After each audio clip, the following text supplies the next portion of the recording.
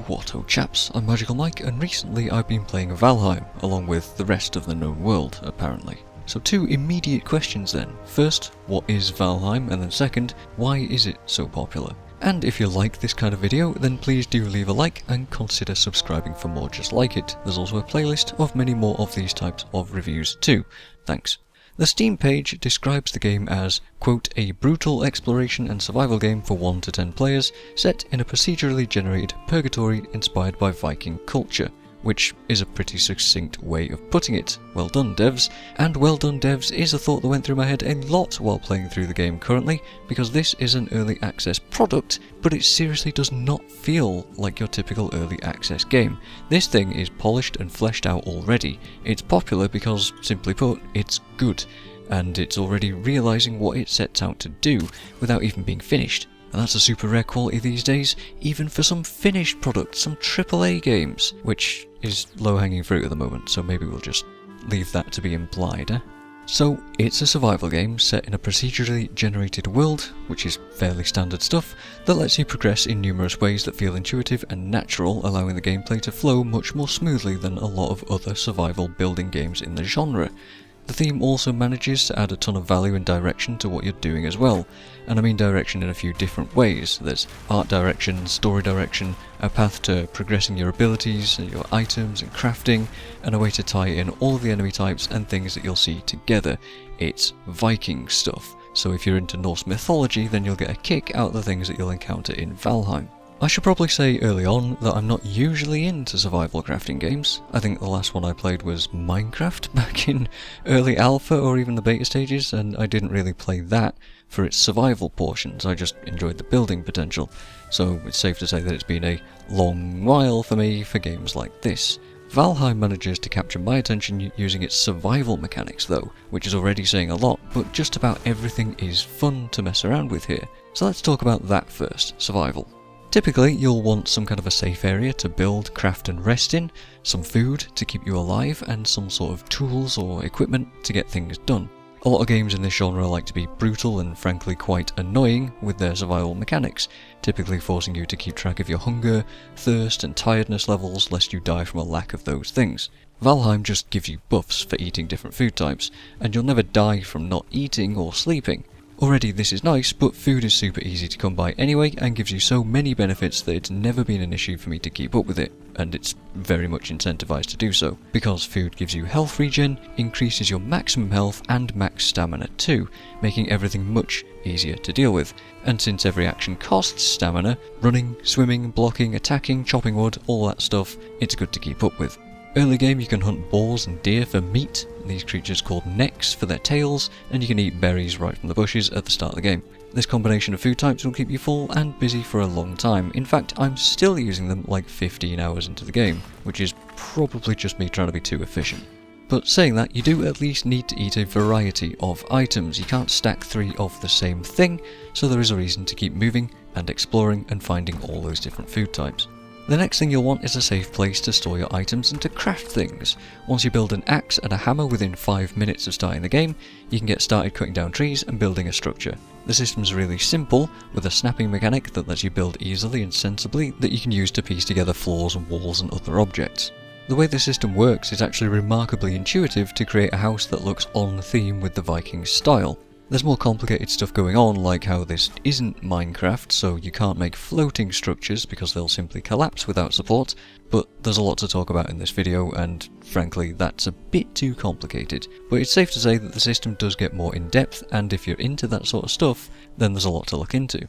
I've also not made anything too complex yet either, currently, like I said, about 15-20 hours into the game, so I can't really say much other than I like where it's at. It's also free to repair items and structures at a workbench, and you get all the materials back for dismantling them instantly, which I love. It's just a lot of freedom in this. You can build a bed to mark your respawn point in, you can build a defensive wall to keep the baddies out, and you can build a fire and some comfortable decorations to not only make things look nice and cook food on, but for some useful purposes too. Being near a fire for a short time will give you a rested bonus that increases your health and stamina regen for a while, which is super important, and you'll miss it when it runs out.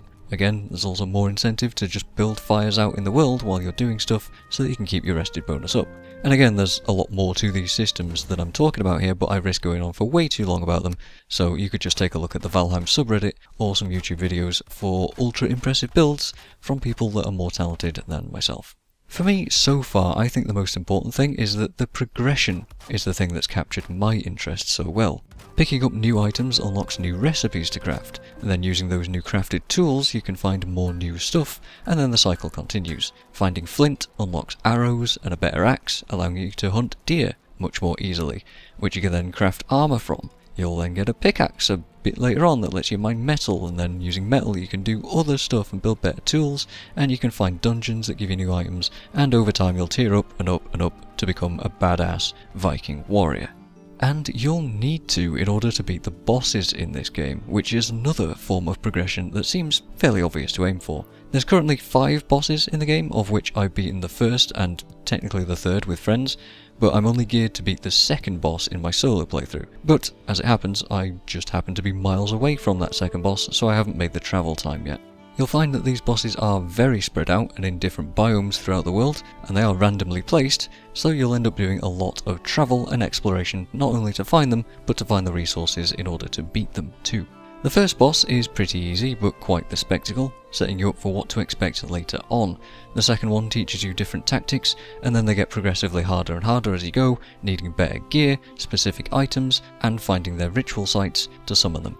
You'll find all this stuff out from the tutorial raven right at the start, but he won't hold your hand beyond the first boss, so again you'll have to do some exploring to discover what you're looking for.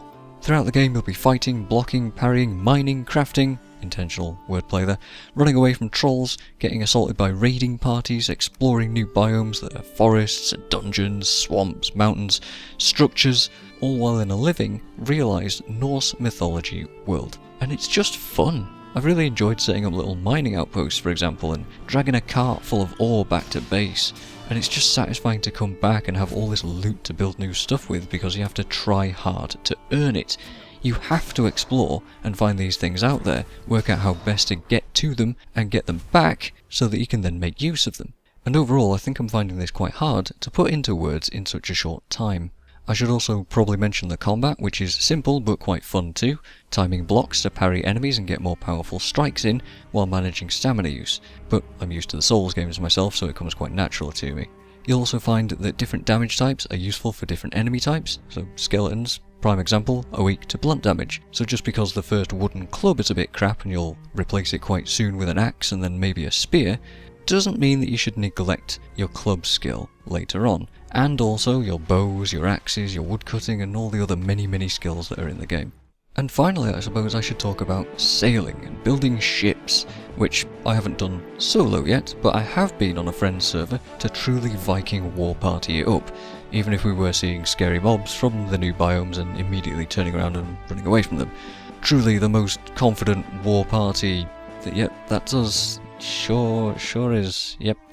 So the oceans are super cool though. The storms and the fog make for really epic journeys, and there's a ton of unknown out there that I don't want to spoil.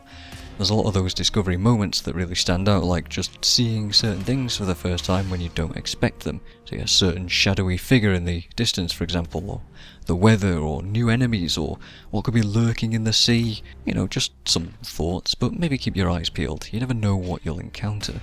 Actually though, on second thought, there are a few details that I could give mention to without spoiling, that speak of the surprising quality of the game's mechanics. Things like wind direction being important not just for sailing, but for sneaking and staying downwind of your hunt. Also gives me real big Wind Waker vibes with the way that the wind is actually drawn in-game with the little white lines going through the air. How about trees falling down and doing damage to things that they hit, including you, so watch out for those.